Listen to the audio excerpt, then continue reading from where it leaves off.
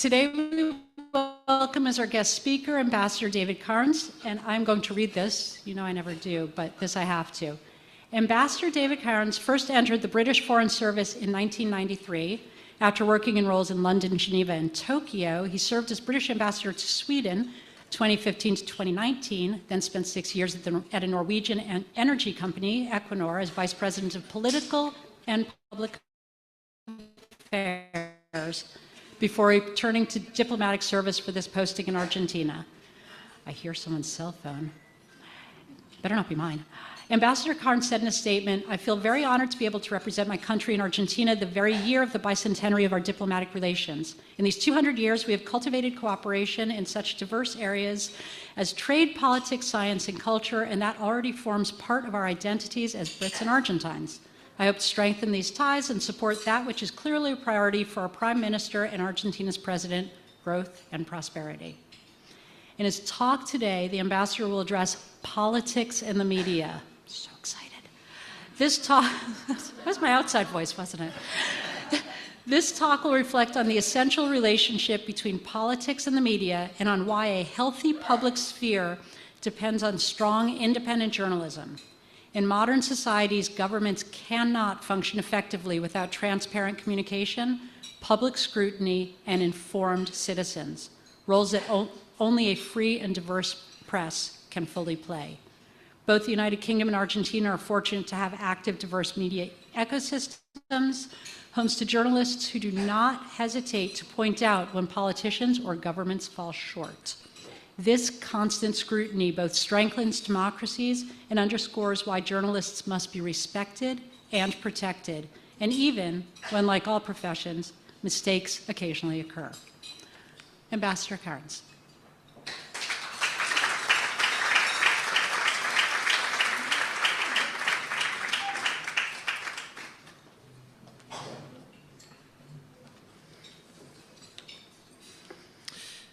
Thank you, Amy, for that very kind welcome. Very nice to see you all.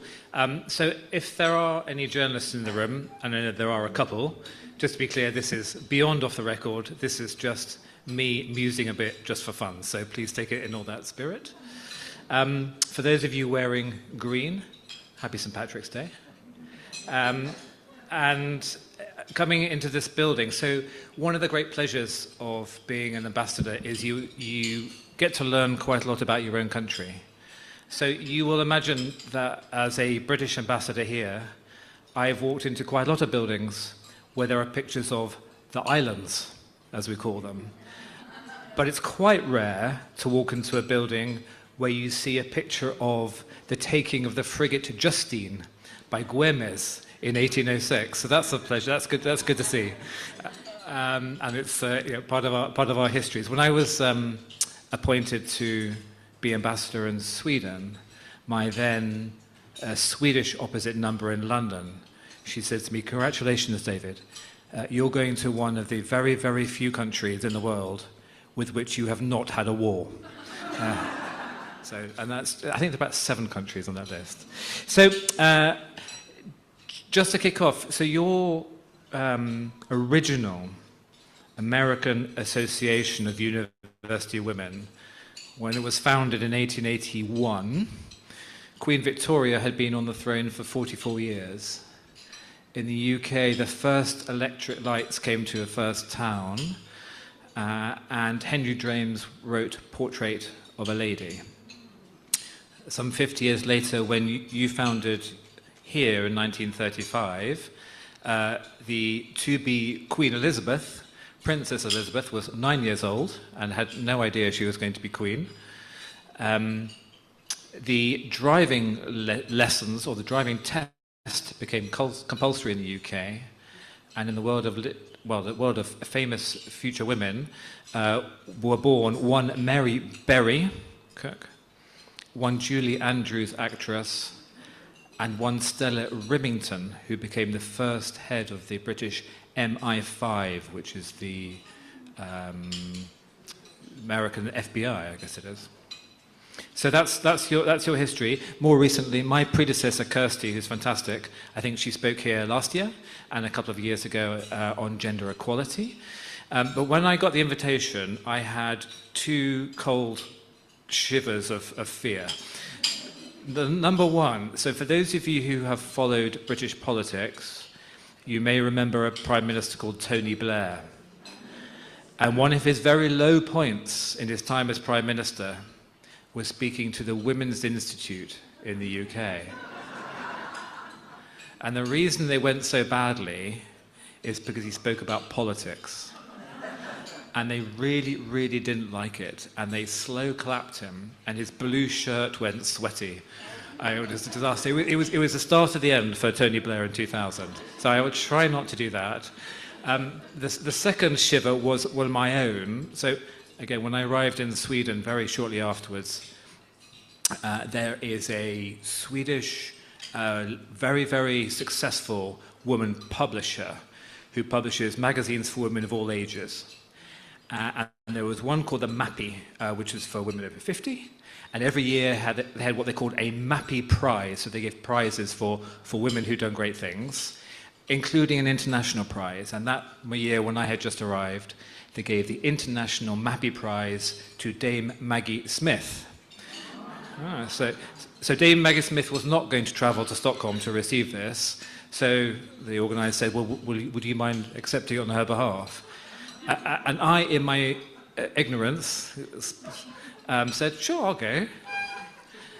I walked into the room, and there were 750 women waiting to hear from me, and that was absolutely terrifying. But it was okay. It was okay. It was fine on the night. So that was my shiver. I'll try and do the best I can. I'm going to talk about politics and the media, and I hope it's going to be interesting and useful. I hope there'll be questions, and I hope there will be challenge, because I'm sure some of the things I'm going to say you're going to disagree with. 5 years ago, Maria Ressa, who is a Filipino journalist, she received the Nobel Peace Prize. And she received the Nobel Peace Prize, I'll quote what they said, for her efforts to safeguard freedom of expression, which is a precondition for democracy and lasting peace. And she had been tackling President Duterte in the Philippines on press freedom, and she had a pretty tough time of it. She received the Nobel Peace Prize along with a Russian journalist called Dmitry Muranov. So she says the following: without facts, you can't have truth. Without truth, you can't have trust. And without all three, we have no shared reality. One of the reasons that I decided we would talk about this today is, so from this month, the UK is the co-chair with Finland of something called the Media Freedom Coalition. And this has been going since 2019. Argentina is a member of it, about 51 members. And it's all about, by the title, trying to protect the freedom of the media. And I work for a foreign minister, Yvette Cooper, one of whose priorities is around women and girls. And so this year, as we chair that group, that coalition, one of the specific things that we'll be focusing on is the challenges faced by women journalists around the world. And I can share a couple of observations on since I've been here since September, for what it's worth. So one of the first film that my wife went to see in November was Belen, which didn't get an Oscar nomination, but I thought it should have. And we watched that as it was, around this poor woman treated up in Tucumán, I think it was. And you think it's historical until the end it pops up, and it's now. And that's the reality for some young girls in this country. And the other thing that I've been very proud to be a little bit a part of is to support some work by UN Women here in Argentina, working with really the provinces about violence against women and so on. And I remember again, also in November last year, going to their annual get-together of what's happening, every single province said that in the last couple of years, violence against women in this country has got worse, not better. So, if that's something that we as an embassy can try and support with, that will be our absolute pleasure to do so. So that's why I chose media to talk about, because of this chairing, because it's also relevant for one of my big boss's priority. So let me just start by asking you about media consumption. Okay.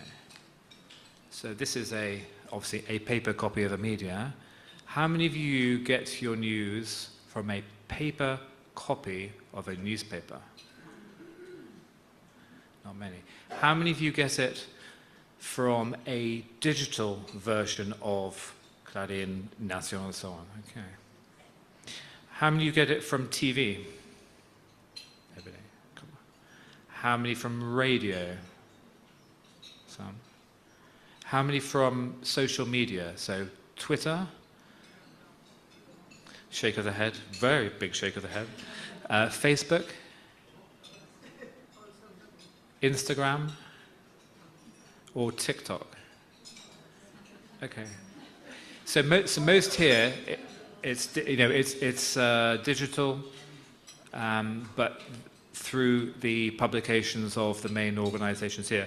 I would suggest that if our children or grandchildren here, the number who pick up an actual paper would be 0, television 0, radio 0, and what they would be using more than anything else, according to Nick. So if you remember a chap called Nick Clegg, he was UK Deputy Prime Minister. He then went to work for Facebook, and he gave a talk to my ministry last week about working in this world. And somebody asked him a question about Twitter. Isn't Twitter horrible? What do you do about it? And he said, don't worry about Twitter, because nobody uses it. It's irrelevant. Where do people get their information from? YouTube. YouTube is by far the biggest platform through which people get their information. So that's how we sort of consume media. But so what is it? What is media? So this is my view. So number one, it's a business. It is a business to make money, and it makes money in 3 ways. So number one, and sometimes media owners, they don't care about how much money it makes. There are lots of examples where a rich business, probably man, has bought a media outlet because he wanted to own it. Same way they might buy a football club. But generally, they are businesses there to make money, and they make money in 3 ways, I would say. Number one is informing people, so providing news. And the classics here are people like Reuters or AFP, which is news production, what is actually happening in the world. But that's actually a kind of a tiny part of it. The next part of it is analysis and explanation. So most of what we read is not this has happened, it's why has it happened, who is saying this about happened, and so on. So analysis and explanation. And part 3 is also important, I think, and that's about persuasion. Because media and media outlets are generally not neutral. They generally, not always, but they generally have a view. And I will give an example of this from The Economist. So The Economist was founded in 1843, and in it, if you go onto its website, it tells you proudly, it was founded by a Scottish hat manufacturer to further the cause of free trade.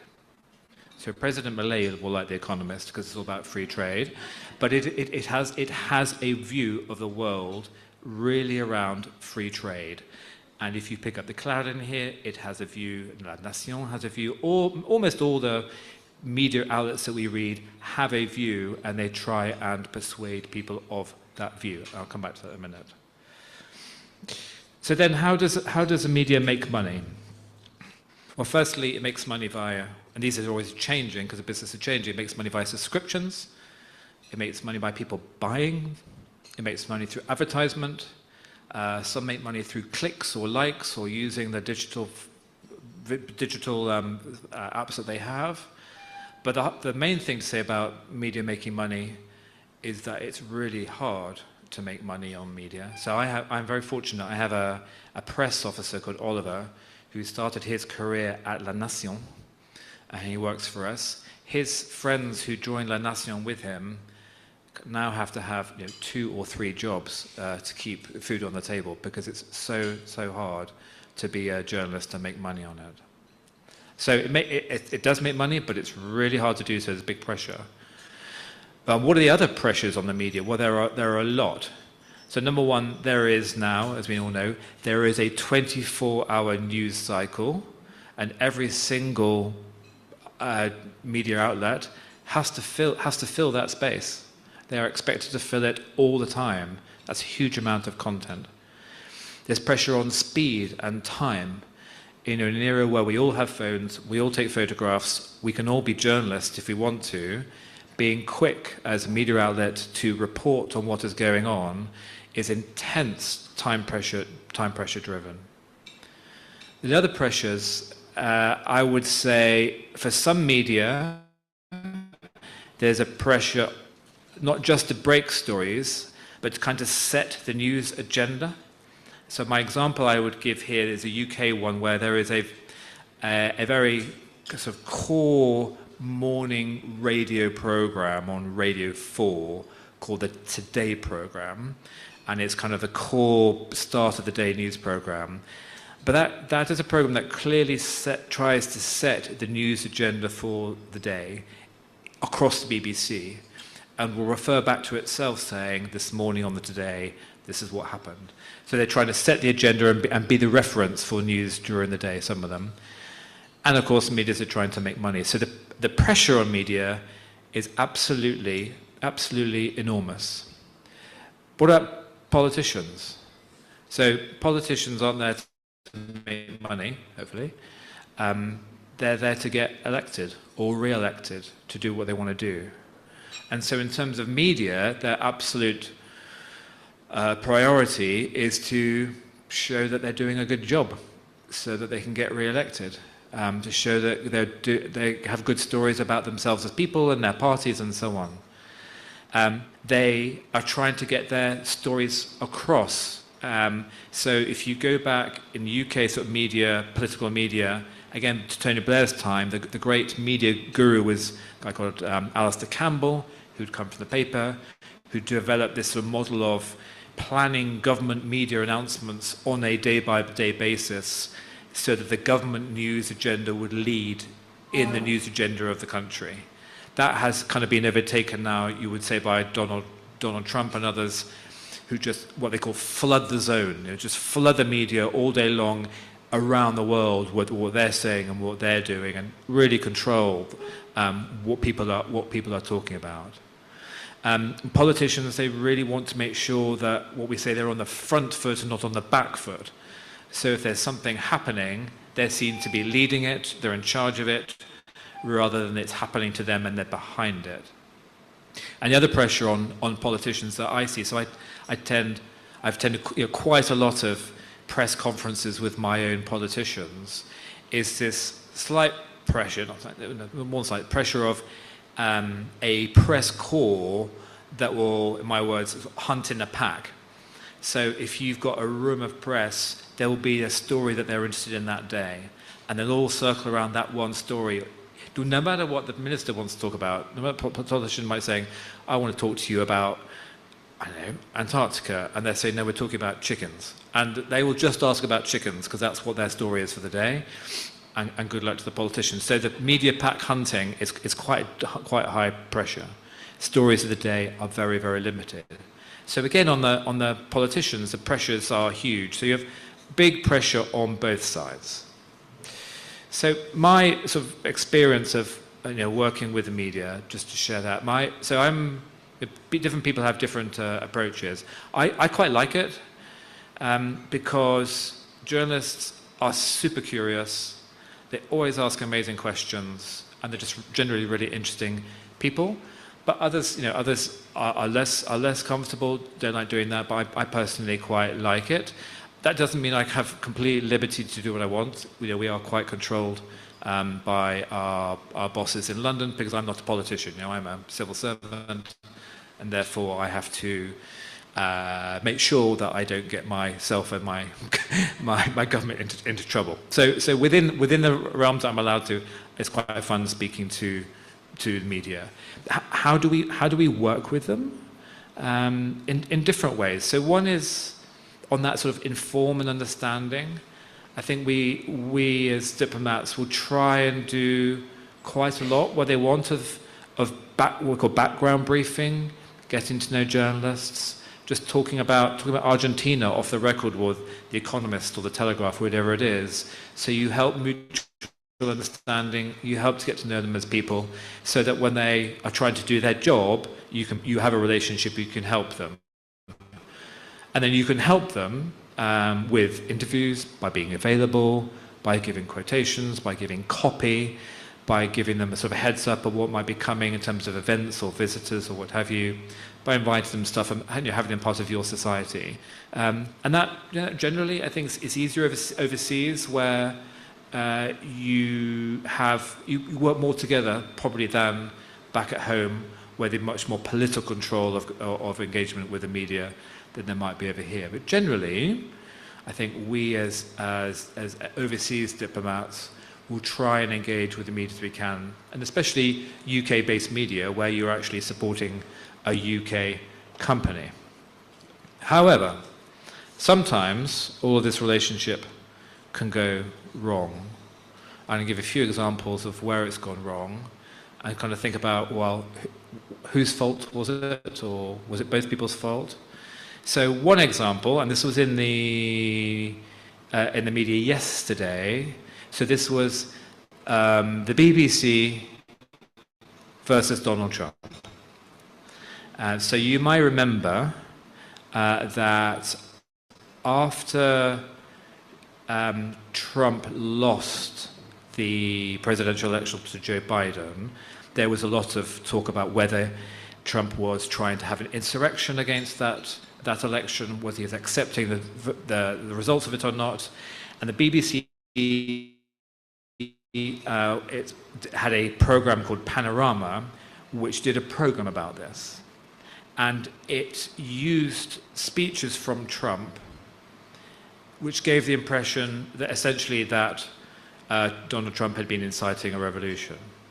But what we as viewers didn't know is that they had taken bits of the speech from different parts and stuck it together to create a story that was pretty convincing, and most people were pretty convinced.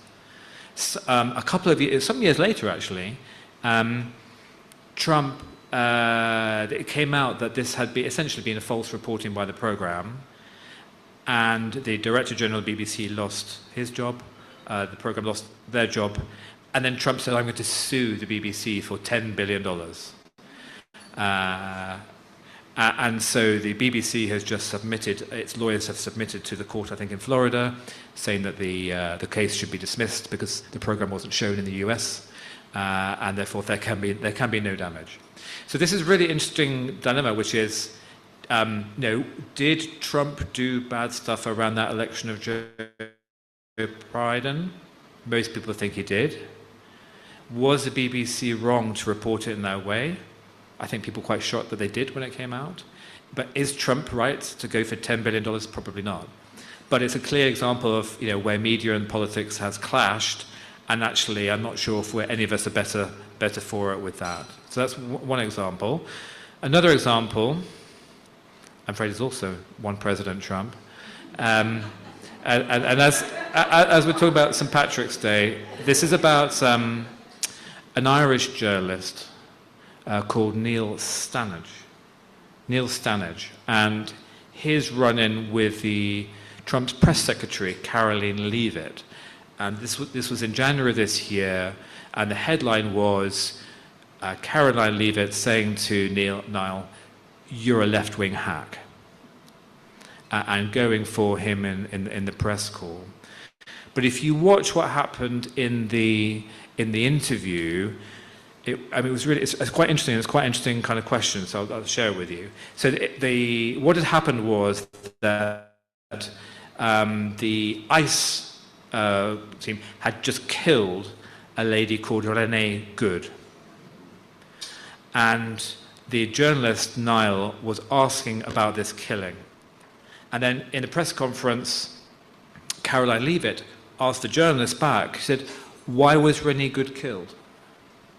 To which Niall replies, "Are you asking me my opinion?" And she says, "Yeah." And then Niall says, "Because an ICE agent acted recklessly and killed her unjustifiably." At which point Caroline goes, "You are a biased reporter with a left-wing opinion. You're a left-wing hack. You're not a reporter." So I think that's quite interesting because he's a reporter. He was asked his opinion. Should he have given his opinion? Is it for that time and place to give one or not? Can he leave it till he does his reporting? I'm not sure. She saw opportunity and went for it and claimed him as a left-wing hack. But it's quite interesting where that relationship with politics and press has broken down, again, probably to the detriment of both sides.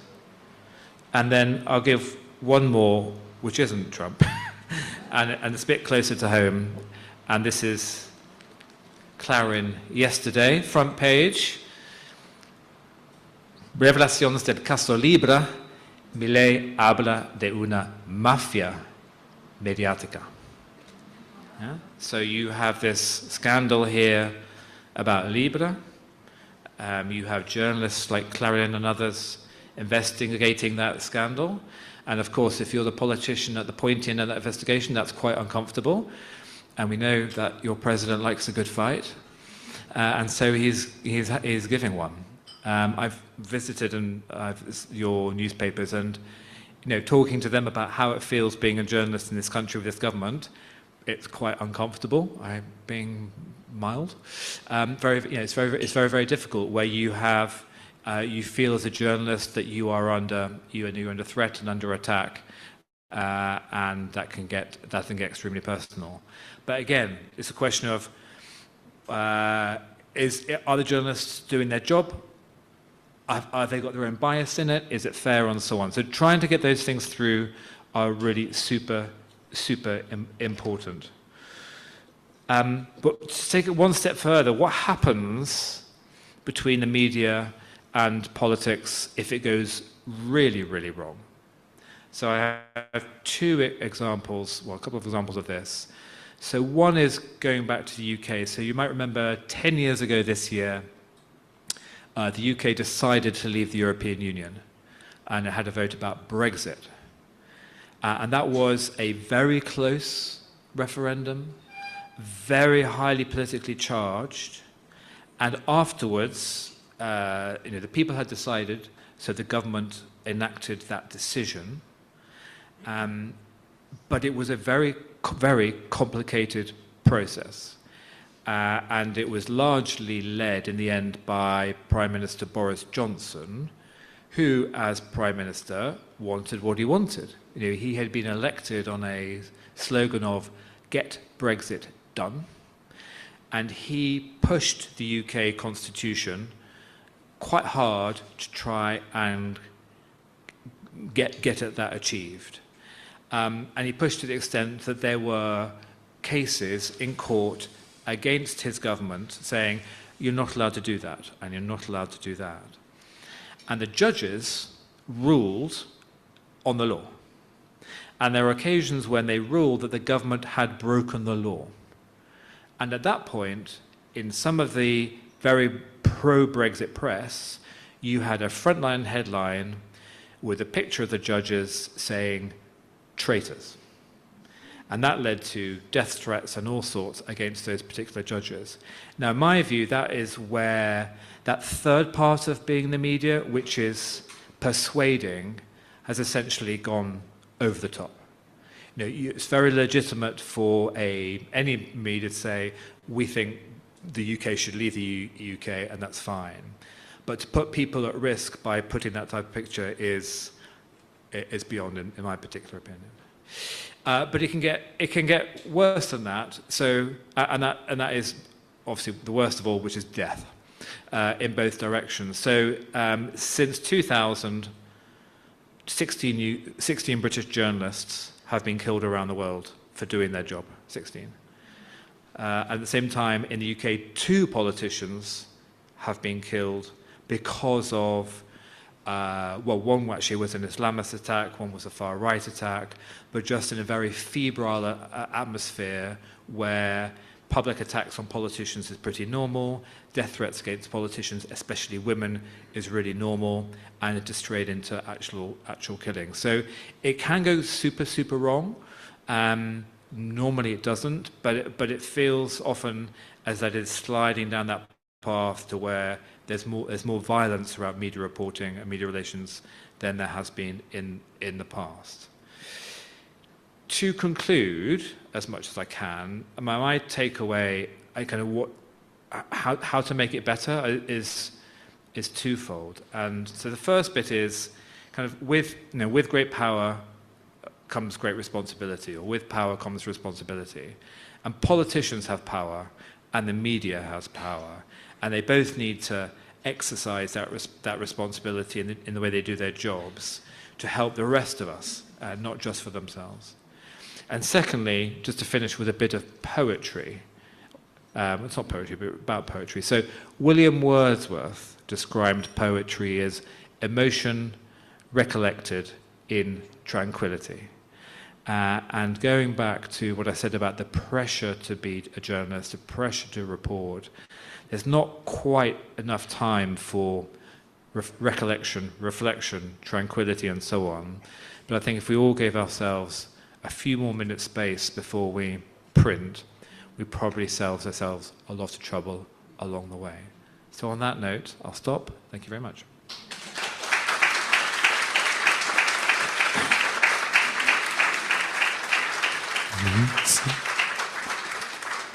Okay, we will take a few questions. I'll leave you to this microphone. And hands up for questions. Okay, we'll start over here, and then I'll come across. Thank you very much. Thank you very much, Ambassador. Very interesting. And I would like to ask you about what do you think about the influence of artificial intelligence nowadays in social media and in general? Because I think, in relation with what you have said, is that traditional media and even politicians are now like fighting to remain relevant. I think that they might have power, but nowadays, I think the youngest generations they are much more influenced from an influencer or an editor or even an algorithm that determine what they choose to watch than to the influence of a journalist or maybe a politician. So what do you think about the relation with artificial intelligence and algorithms and so on? Yeah, that's a super good question and super important one to which I really don't have an answer, but I can give you my views for what they're worth. And they say that, number one, of course, this technology is, it's here, it's going faster, it's coming more and more, and it's being part of our lives. So there are kind of 2 responsibilities that come with that. One is sort of on all of us to learn how to use it, how to learn how it's being used, and to be intelligent in our relationship with it. And the second is probably from the producers of it. So clearly, AI companies are doing it to make money, and not necessarily with concerns of its implications. But I think we as a society have that concern to make sure that it develops in a benign way as much as possible, and not a damaging way. You see around the world now that schools are banning phones from children. You read that the bosses in the tech companies don't allow their kids to have phones all the time, and you see the statistics on the damage that some of this use of programs is having on children. So more control is coming, and it's a bit like business, which is it's kind of freedom with regulation. So you can't have untrammeled freedom because that just leads to abuse. So how to regulate it in the best way is crucial, and just at the speed it's moving, we are clearly just going to find our way and probably make quite a lot of mistakes along the way, and we'll ask ourselves, how do we allow that to happen at times? So. Thanks for talking back again. I appreciated your use of the word persuasion, because I know last November you celebrated the 250th anniversary of Jane Austen's birth, and that, of course, is the title of one of her 6 novels, Persuasion. But anyway, the question is, do you think media can survive as channels of facts, truth and trust, as you said at the beginning, or do you think they are doomed to become vehicles of persuasion for somebody or something with the money? So again, honest answers, I don't know, but I think it will work out, because I think there are some really brilliant people who go into that profession for lots of really good reasons, and the business model, of course, is changing, but I think it will work out. As far as artificial intelligence is concerned, surely it's up to governments to get together in a world sort of symposium, to get together to talk about how this threat or blessing can be controlled. Because it seems to me that right now anything can be done, and I think that is very dangerous. So I don't disagree with what you wish for, but I just don't think it's realistic. So I'll give 2 examples. Under the current United States government, are there any trammels on the tech companies? Doesn't feel like it. And at the other end of the spectrum, if you're Russia, why would you want these controls? This is really great. If you can help the disintegration of Western societies, thank you very much. So although that would be the best way, I just don't think it's going to happen that way. But I think more you're going to have sort of coalitions of the willing, and some countries. So I think Australia went first, for example, on banning phones from schools. I think countries are going to take their actions. Like-mindeds are going to learn from it, and it's going to spread from that. But it's going to be some incremental bottom-up restrictions or regulation rather than a single global way. I can't see a single global ever happening. Sorry. Back here.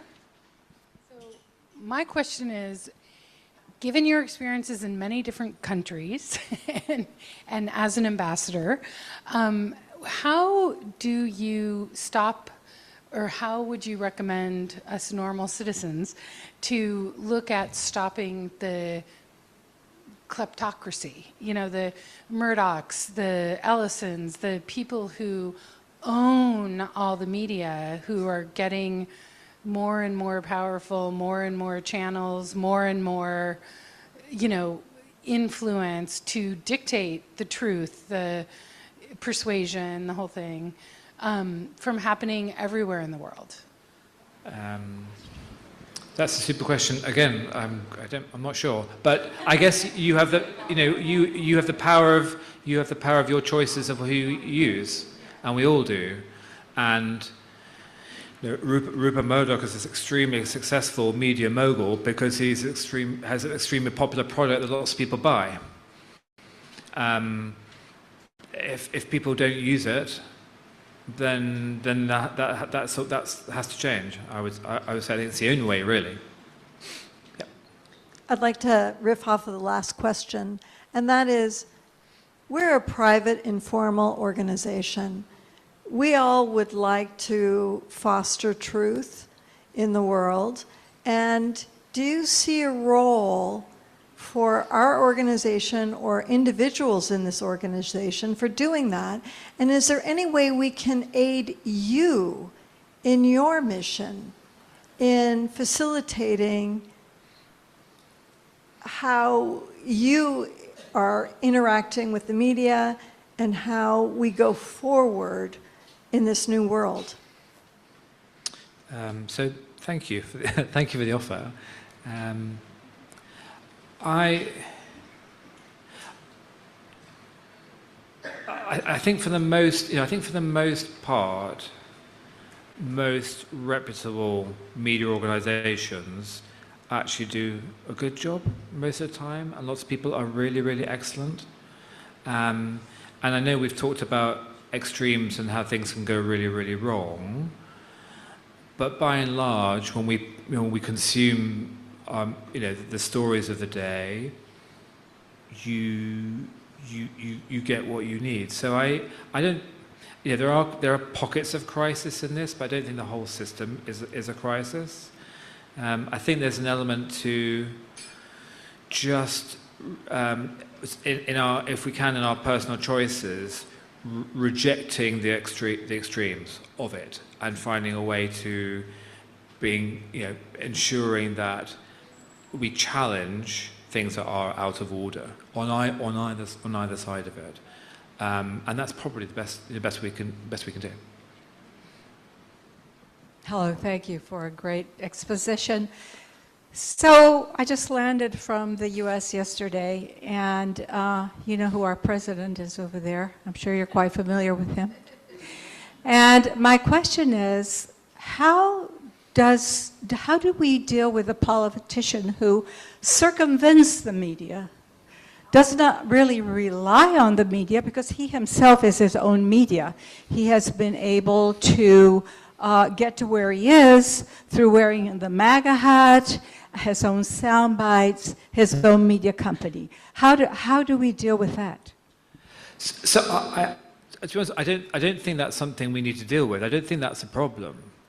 In that, if you are a political leader and you have your views on the world, and you can find a way to publicize those in a different way from normal, great.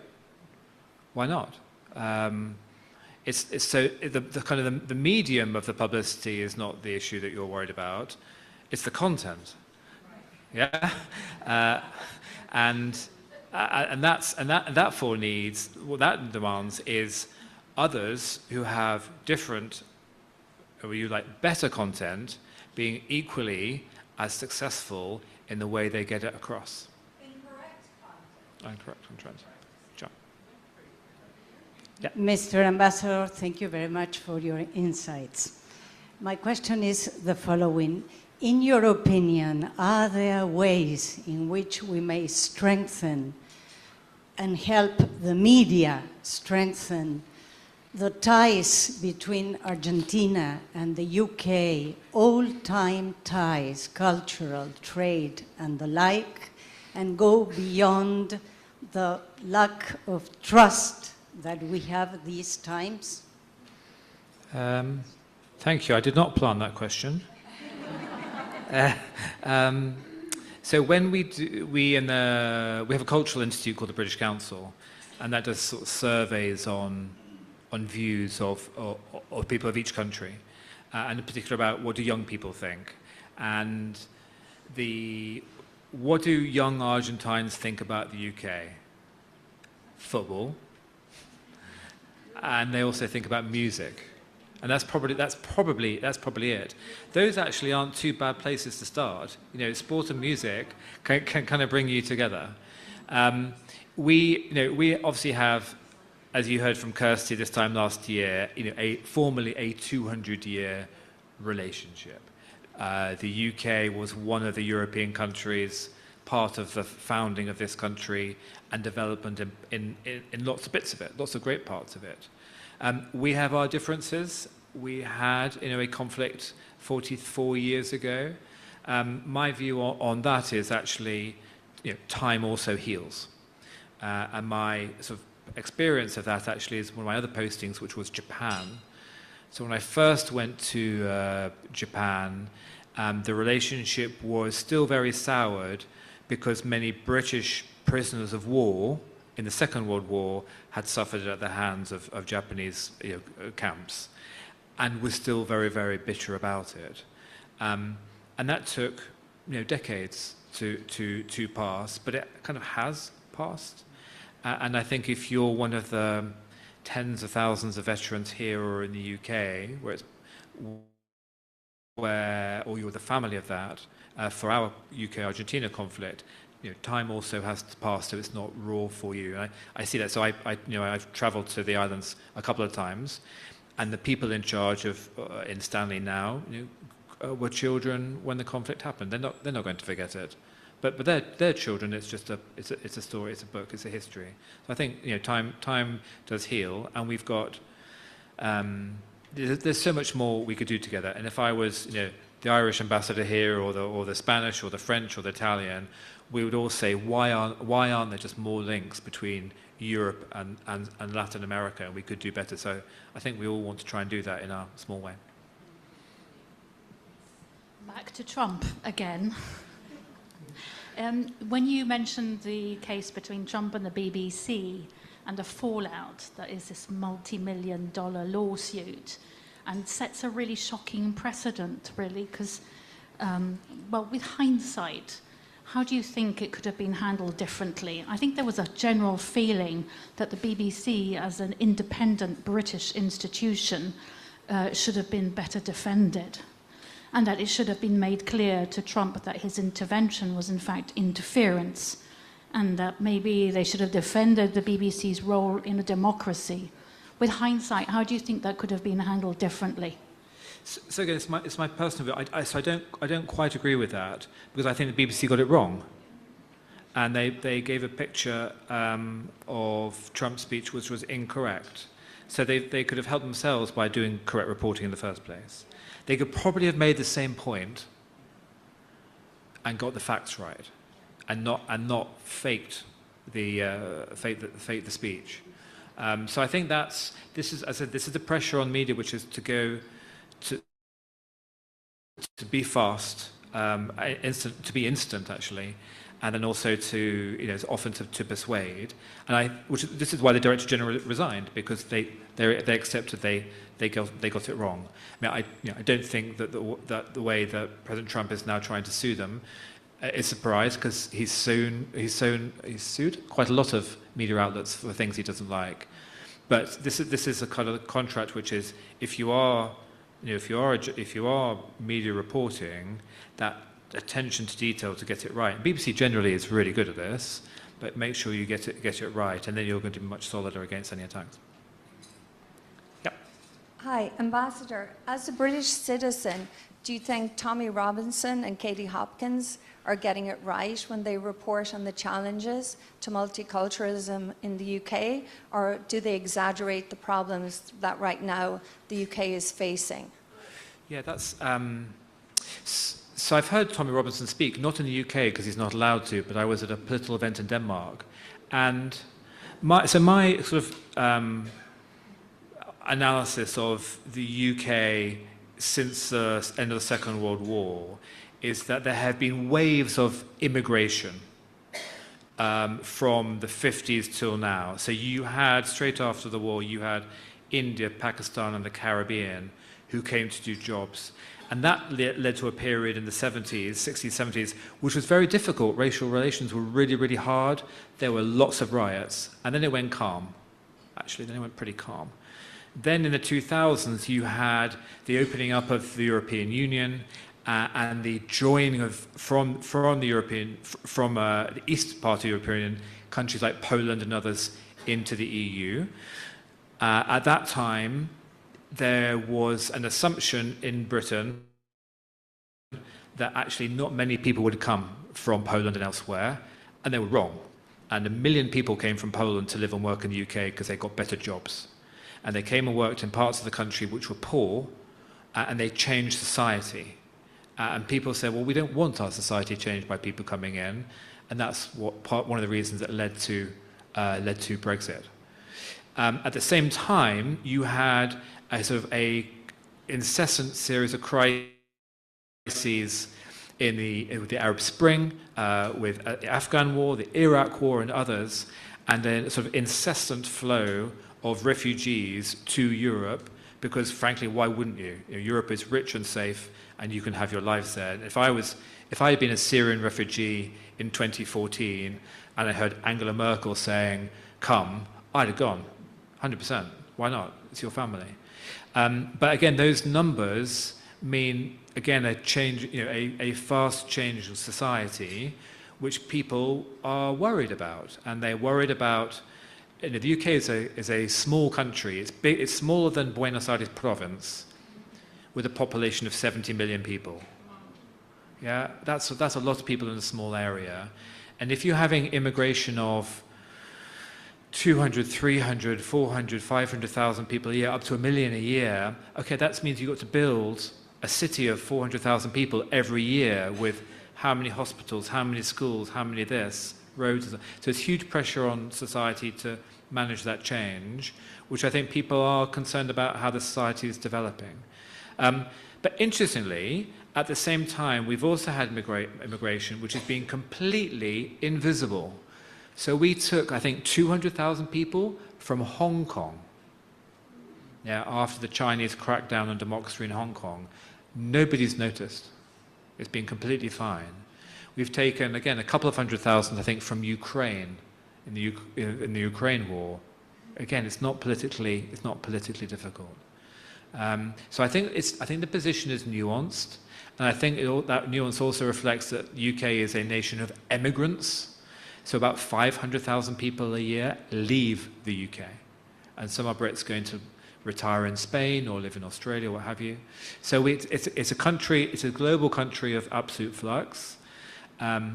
If you go to cities like London, it's very, very happy in its skin, being probably one of the most multicultural cities on the planet.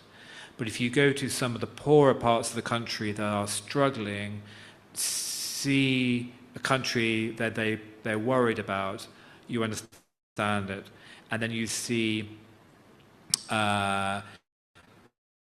refugees coming in by boat from France, you know, hundreds a day on some days. You have a sense that the country doesn't have control. And people say, well, why don't you have control? I mean, they're coming in on rubber boats. Why can't you stop them? And that question is legitimate. Why can't you stop them? So I don't like what Tommy Robinson says or why he's saying it.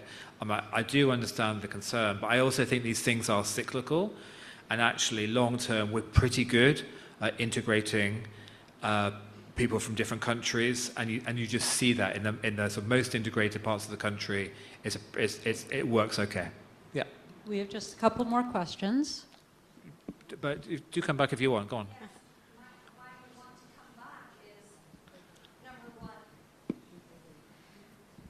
Okay, sorry, I'll keep it really quick, That's right. okay?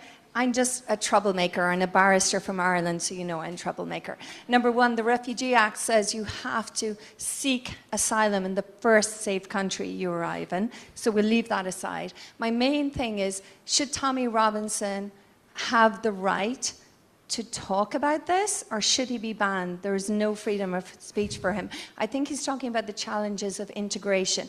As an immigrant to this country, I integrate. I think the problem is in the UK right now, not all the immigrants want to integrate. So just I'll challenge back to you then, because I don't think that situation where some immigrants don't integrate is anything new. Yeah, if you look at some of the communities that came, say, from Pakistan in the 50s or the 60s, some of the first generation of that, and especially the wives, never learned to speak English, but their kids are totally integrated. So second generation, that's past. So I don't think that what you're describing as non-integration is anything new, but it's important that as a culture we kind of do expectations of integrating, you know, as best you can. Again, my experience in Sweden, where they took a lot of refugees from Syria in that crisis, is one of the mistakes they made is that they thought they could cope and they struggled to. And one of the mistakes they made is because the language is not English, it's Swedish. And they said, well, until you speak Swedish, you can't work. and you had Syrian doctors and others coming in, they should have been more open, saying, if you can work, work, whatever language, the language will come. So integration is really, really super important. Should Tommy Robinson have the right to speak? I don't know. It's true. Personally, I don't know. I think, historically, some of the things he said is pretty bloody nasty, and I'm not sure if we want that type of dialogue if we can avoid it. Okay, one or two more here. Thank you, Ambassador, first of all, thank you very much for your insightful exposition. My concern is about fake news and the tension between power and media regarding the search of the truth. I would like to listen to your comments. Thank you very much.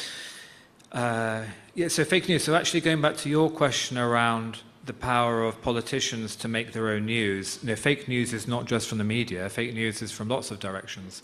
I heard yesterday that when Iran shut down its internet to protect dissent in Iran, in Scotland, there was a reduction by about 75% of active bots on social media talking about Scottish independence.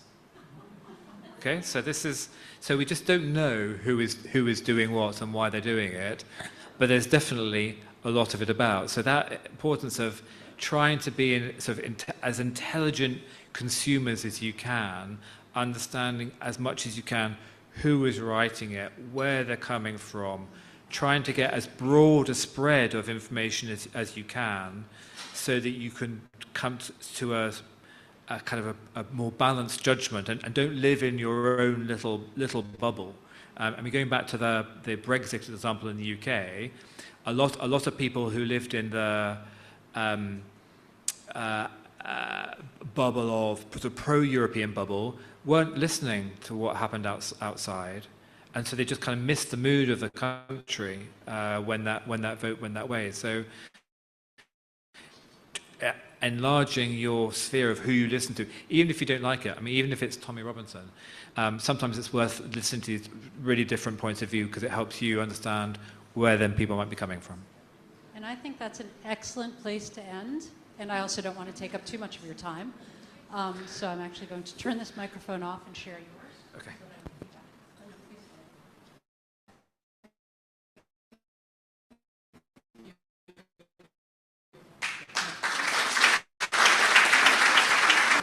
That was fascinating, and as a former magazine publisher, I would love to spend a whole lot of time talking about this, but I won't. But we have a gift for you to say thank you so much. This was a wonderful talk, and our artist, Moscow Kano, will present. Please. You knew.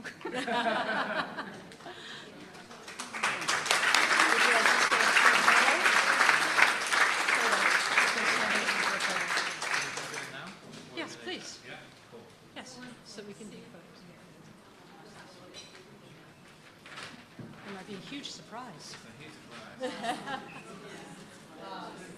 Oh, is it really?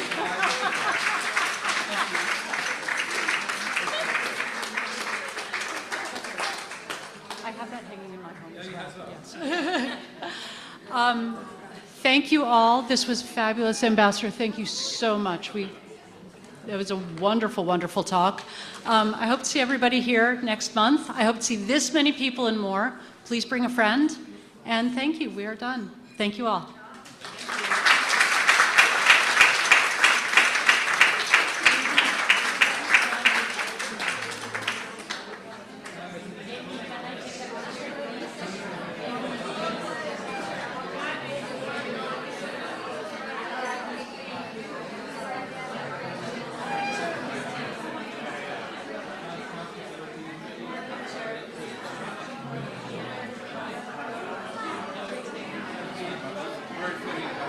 Thank you.